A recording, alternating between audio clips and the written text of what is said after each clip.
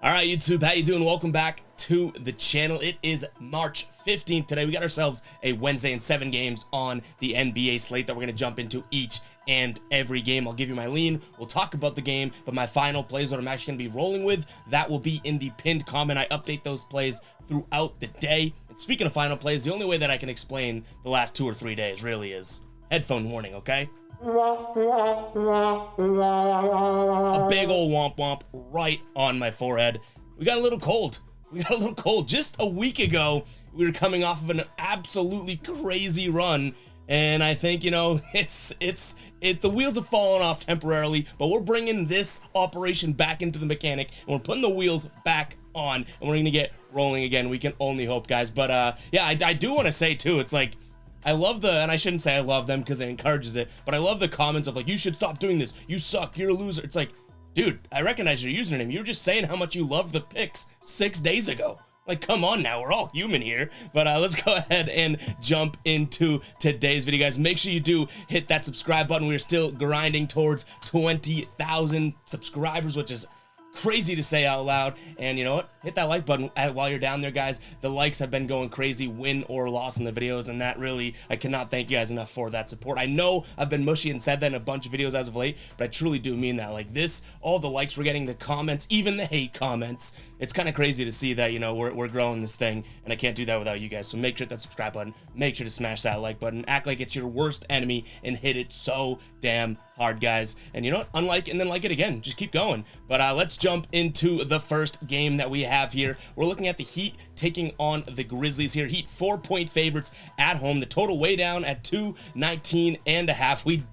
We did cash a Miami over as of late, so we got that one to look at. But the last time these two teams played, it was December 5th. Miami lost that game as 5-point favorites. They lost 101-93. That being said, this is an obviously different Memphis team that's actually been playing really well without Ja Morant. In their last 3 games here, they're 3-0 straight up, 2-1 against the spread. And obviously this is a pretty low over total, I should say, 219.5, but this isn't one that we're sniffing for the over. This Memphis team without Ja Morant plays incredibly good defense. Last 4 games here, they're letting up an average of like under 100 points or just around 100 points, which is absolutely crazy here. In Miami, obviously they play good defense as well. It's kind of fallen off a little bit, but I'm actually gonna lean towards the under 219.5. Does that become a final play? I'm not all that sure, to be honest. That is such a low number. I feel like we're risking it there, but I do lean towards the under. Kyle Lowry is questionable in this game, and then no major new injuries or anyone in and out for Memphis here, but I'm also going to lean towards Miami. I do think, like I said, this Memphis team is playing good basketball, and I give them credit where it's due, but I think Miami at home in this spot, in a game that I think is going to be a grinded out game, I do think Miami comes out on top, so I'm going to lean that way.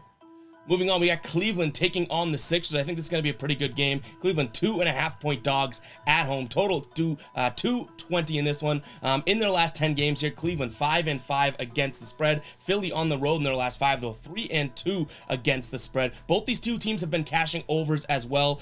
4 of the last 6 games for Philly have gone over, and 4 of the last 5 for Cleveland have gone over. That is my first lean in this game. I'm going to be looking at the over. And then in terms of the spread pick here, I think that Cleveland has this one. In terms of injuries, Donovan Mitchell's probable. He sat out last game. Jared Allen is also questionable. I do think they're going to need both those guys to play if this were to become a final play. The last time they played was mid-February here, and Philly won 118-112. The game before that, Cleveland won 113-85. Those are the only 2 meetings of the year. I do think that these two teams actually do match up pretty well, so I'm going to lean towards Cleveland here, plus the points at home here. And then in terms of the play that I actually do like the most, like I said, that over is something I definitely have my eye on big time. And guys, before we get going too, I did want to reiterate, I was actually surprised I'm going to be able to do this video today, but I am going to be on vacation, going down to South Carolina for a week. So we're going to try and get the videos out. We're going to try and get the TikToks and player props out as well. If you don't know, that's where we post most of our player props, over on TikTok. But we're going to try and get as many videos out as we can. I do just want to let you know that, you know, if the videos are different or if we don't do as many, it is because we're down in nicer weather. And boy, do I need it. Living in Boston, this weather was crappy the last couple days, but I'm going to be in South Carolina, guys. So from South Carolina, show some love in the comments, but I did just want to give you guys that update that, you know, we're going to try our best to get videos out or some sort of content out, and it might just look a little bit different and be a little bit different, but it is what it is. I don't want to leave you guys hanging, but I also do want to enjoy enjoy my time on vacation. But let's keep the train going here. We got Houston taking on the Lakers. Houston 3-point dogs at home, total at 229 right now. These two teams played mid-January. The Lakers won 140 to 132. This Houston team coming off of that win against my Boston Celtics, they were 13-point underdogs. They won the game outright there. The Celtics have obviously been struggling, but this is not a Celtics video right now. Lakers coming off a win against New Orleans in which they were 1.5-point dogs. They won that game 123 to 108. LeBron James still out. Anthony Davis is out tonight as they are on the second night of a back-to-back. 3 points still doesn't seem like it's enough to give, or enough to take me off of Houston, I should say. I don't know what I was saying there. We're a little bit early trying to record this, but I do think Houston is the move. They just seemed like they looked pretty good against the Celtics. I don't know if this becomes a final play, because how much can you honestly back a Houston Rockets team? You know what I mean? Like, do I trust the Rockets? Hell no. But do you trust the Lakers right now? Also, probably not all that much without LeBron and Anthony Davis. Obviously, they've actually been playing decent. I think they've covered like 4 of the last 6 or 4 of the last 5, something like that. But I don't think that this Houston team, you know, I think that they come in a little bit more hungry and aggressive. So I'm going to lean Houston.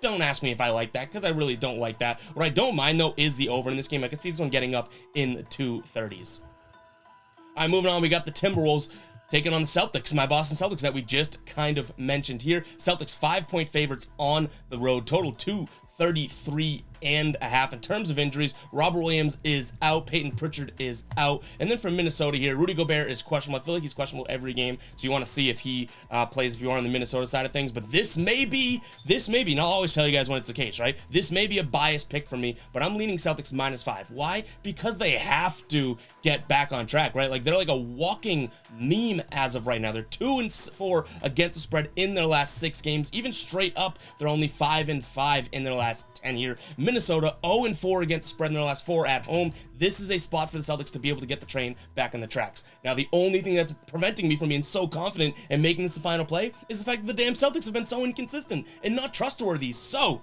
again, I don't want to get down the Celtics rabbit hole here, but I do lean Celtics pretty heavily here. It has a chance to be a final play, but can I get this big old gut to take the leap of faith? I'm not sure. In terms of a total, 233.5, I like the under here. The Celtics team, what I am pretty confident in is they are going to kind of control the pace in this game, and we've seen 2 out of the last 3 games here, 115 or less in terms of what they held their opponent to and what they scored. So I do like that spot for them in terms of the under.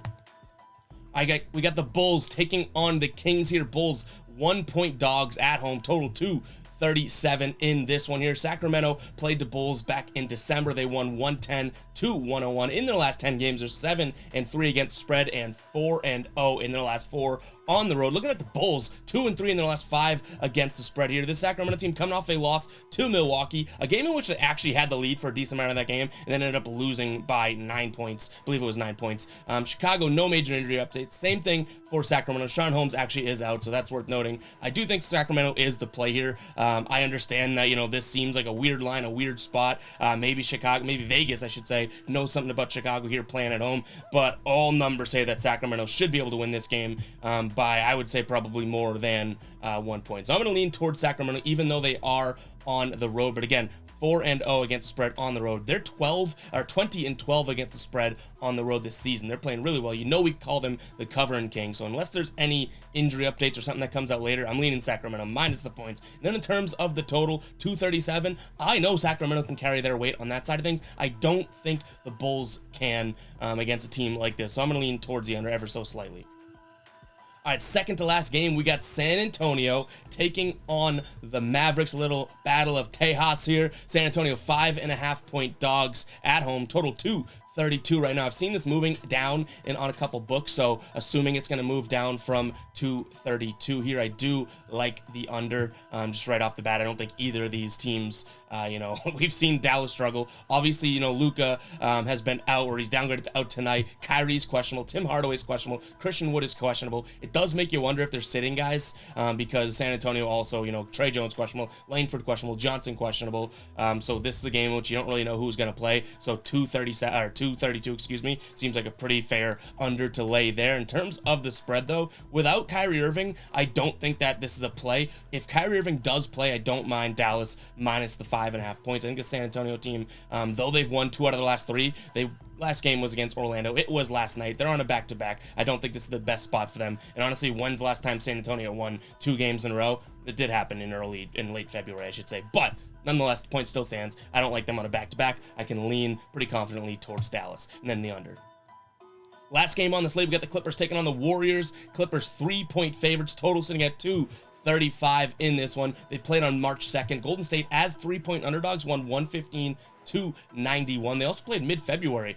LA 134-124. So this has been a pretty volatile series thus far. Back in November, I think they've only played 3 times this year. Golden State won 124-107. So what does that mean? I think it might mean it's the Clippers' time to win again. They've won 3 straight games, covered 2 straight games against decent competition. I don't want to get too like rah-rah about the Clippers, but I think this is a very good spot for them. So I'm going to lean towards the Clippers here. And then in terms of the total, 235, I think if this is going to be a game in which the Clippers win, they're going to play it a little bit slower, and this cashes the under. So that is my lean. But that is all I have for you guys today. Again, I'll be on vacation, enjoying myself. Hopefully we are able to get out some videos, but I cannot thank you guys enough for this support. Make sure you do go ahead and hit that subscribe button if you have not yet. We'll catch you guys in the next video, all right? Peace out.